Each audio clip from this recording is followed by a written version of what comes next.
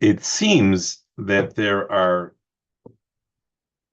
two ways of arriving at Chesed. Sounds like a big statement, but let's try to break it down a little bit. I'm going to call one the bitochon slash meaning method, and the other is the neshama method. Let's talk about what each of those are. Avram Avinu did something that it seems nobody else was able to do before him. He figured out why the world exists, and he figured out the meaning of its existence, and by extension, he figured out the meaning of his own existence. He cracked the code of the DNA code of the world of existence. He managed to figure it out. He, by observing that a person cannot absorb all of the shefa, all of the kindness, all of the intricate involvement in his life, a person is not able to absorb all of it.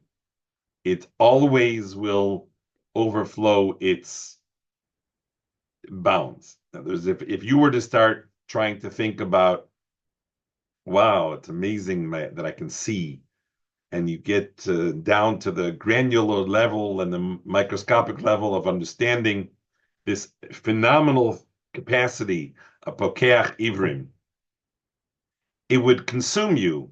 And then somebody says, well, what about your kidneys? You think about the fact that and and and and then somebody would add, well, what about your lungs? And it would go to the down again to the microscopic level, and it would go to the maxi level of the bria itself. There's no person who can absorb it. We are not designed to be able to absorb it. And that Avram Avinu understood that the fact that we can't possibly absorb it means that it is the reason for existence. It is the bore in his expression of his chesed. That's what existence is. It's nothing else. And he understood that by the fact that there's nothing that is just enough. Everything is boundless shefa.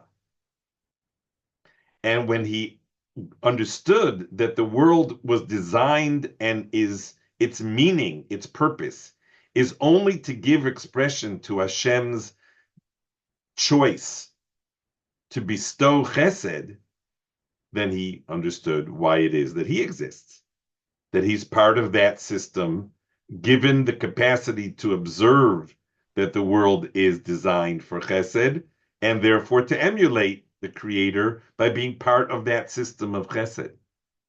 He was able to crack the genetic code of the universe so that he was perhaps the first person who did not for one moment question, why do I exist? Why am I alive? Why do I exist?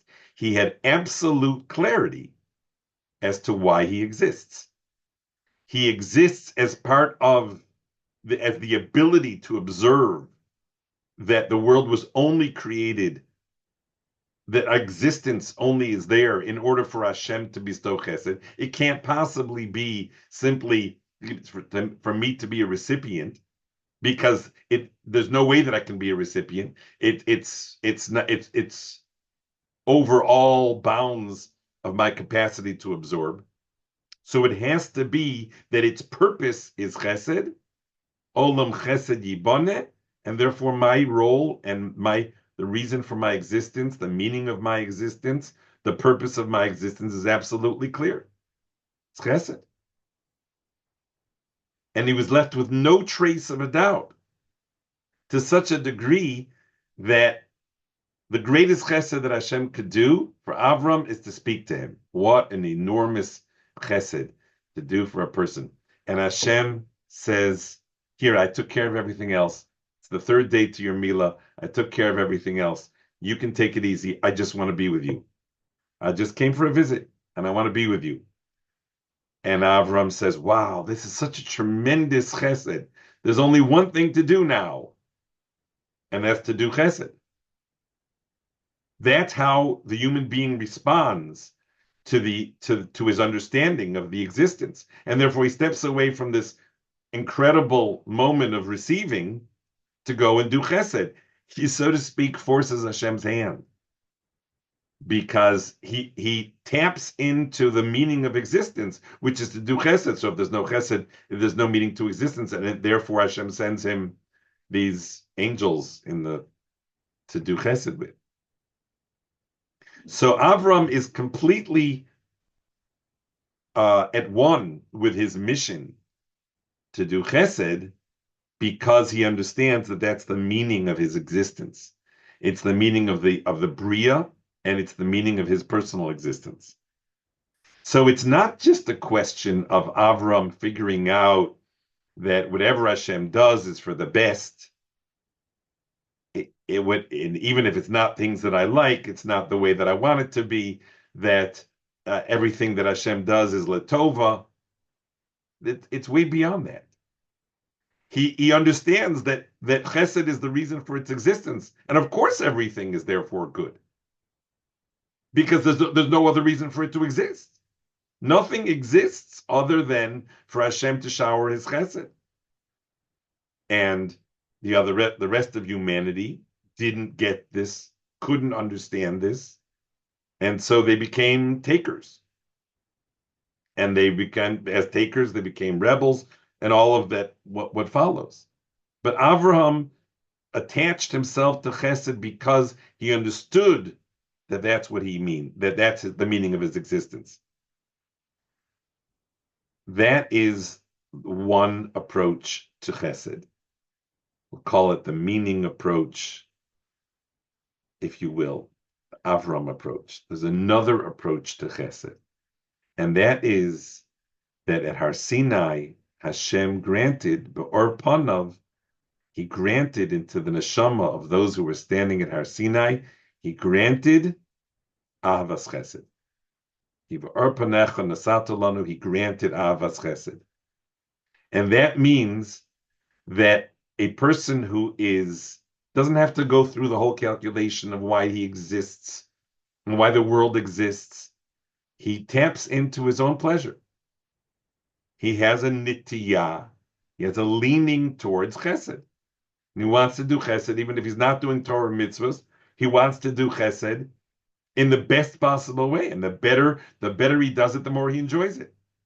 And so he's constantly refining his chesed because he's enjoying it more and more.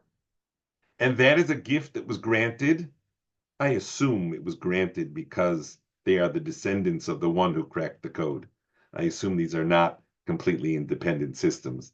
I assume that it was granted because they received a tradition where they had an understanding of the role of chesed in the Bria as the central role, but they were granted it on a neshama level so that a person can know and love chesed, not because he wants to see people in the welfare of people and he wants people to be good, to be well off, and he wants them not to have troubles, and he wants to fix things that are broken, and he wants to help out. And no, it's because he wants to do chesed.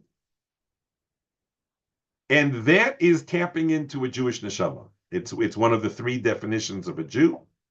It's how you could identify a Jew as a gomel chesed. So this other approach doesn't require a philosophical understanding of the universe. It requires tapping into one's neshama. And that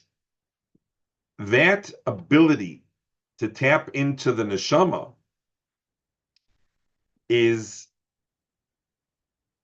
I suppose, just like the ability to tap in to the philosophical understanding of why the Bria exists, a person can disconnect. A person can disconnect from their neshama and can disconnect from their understanding of the meaning of existence.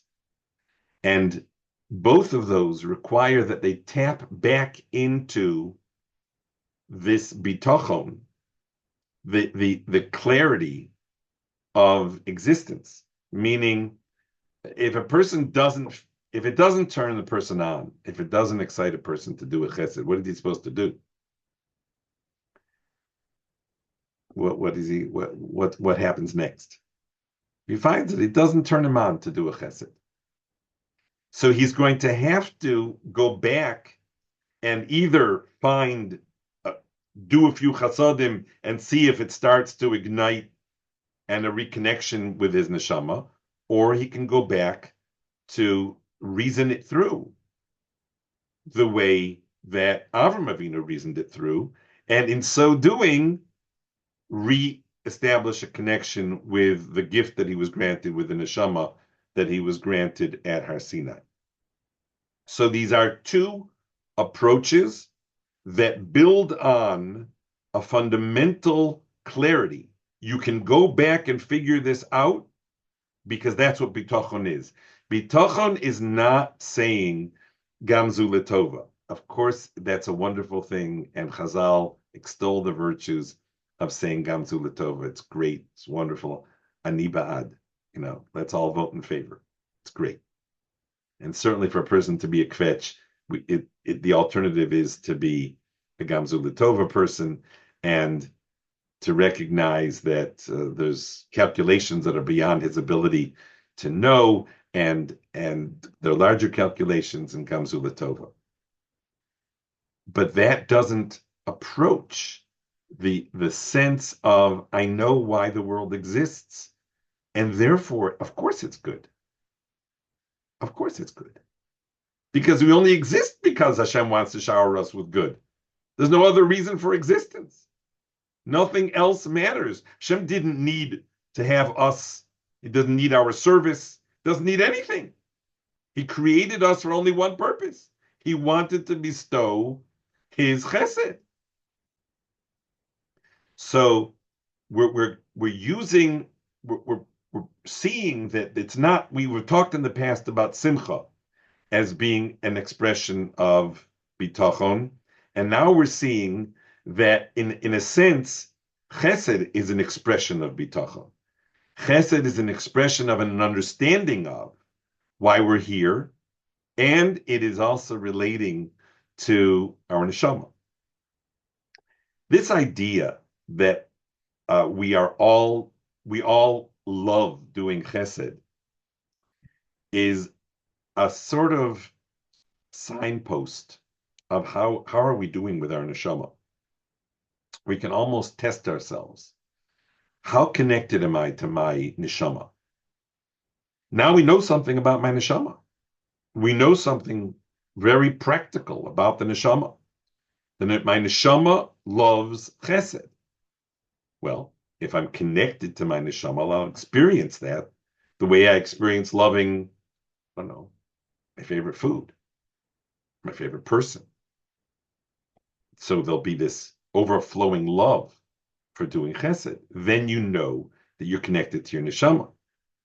If for some reason we get this strange message of, well, you should only do if the other does it in back, and if you don't do it for strangers, and you don't be a friar, and you don't. So if you get these other messages that are contrary to the gift that we were given at Har Sinai, then you have to be able to perceive past those messages to be able to recover a connection to your neshama. And I believe that this is an ongoing process.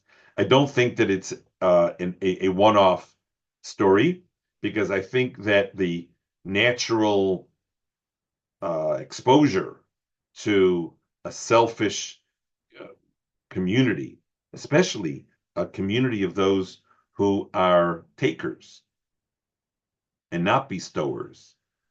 So a taker doesn't know how wonderful it is to do a chesed.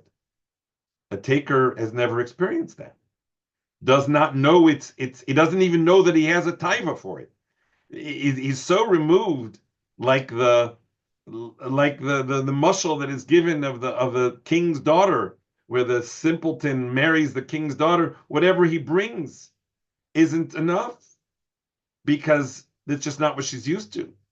So a person can theoretically get to a point where they just don't even know their own neshama, and they don't know this joy. The old expression is try it. You'll like it. That's what we're talking about. Try it. And tamu ru'u. I've specifically avoided talking about the other part of the gift, which is the Toras Chaim, because I believe that that's a shmuz that needs to be a dedicated discussion to itself about how it is that the Toras Chaim fits into this picture. But for the purposes of this little encapsulated conversation, it is these two approaches: the approach of it's the meaning of existence, and therefore it is the meaning of my existence. This is why I am here. I am here to emulate Hashem and to be part of a Chesed machine, because that's the only reason that anything exists. And so Avram Avinu was able to determine that. And there's another, which is, I love it. How do I come to love it? It's a gift. It's a gift. I didn't earn it, didn't work on it. It's a gift, and I can tap into it and connect to it. So I titled this Beyond I'm Fine, How Are You? Because up until now, I've always thought that bitachon frees a person up from worrying about himself. I'm taken care of. I have a rich father who takes good care of me, looks after all of my needs. So the bitachon frees me up from self-concern, and therefore it enables me to concern myself with other. The expression being, I'm fine. How are you? And the more the person feels fine, the more their energy is available to be able to concern themselves with others because they're not worried about themselves. But there was a lingering little question, which was, fine, if I'm feeling fine, if I'm feeling completely taken care of, why does it naturally turn over into concern for other? If I'm feeling fine, so I'll build a bridge. If I'm feeling fine, I'll write some poetry. Why does it, I'm fine, lead to how are you? What is the connection? Where's the missing link that causes a person who feels fine to concern himself with the welfare of others? And Baruch Hashem, but this is the missing link. The missing link is either because he's come to understand why he exists, and therefore he is leaning in the direction of how are you, or because his neshama helps him make that leap. Of course, a person who doesn't have bitachon, who doesn't feel that he's taken care of, is never going to really experience a how are you, because he's always worried about how am I. But if we understand that the root is to get to a point of I'm fine, that will lead to how are you. It's not just, well, it's a good idea. It's a good idea. If you're feeling fine, then you should concern yourself with others. It's not just a good idea. It's a natural progression, because I'm fine allows me to either tap into the purpose of existence, or it allows me to tap into my neshama, which loves concerning myself with others, which loves chesed. And so this is just going a step beyond where we've gone until now in the I'm fine, how are you?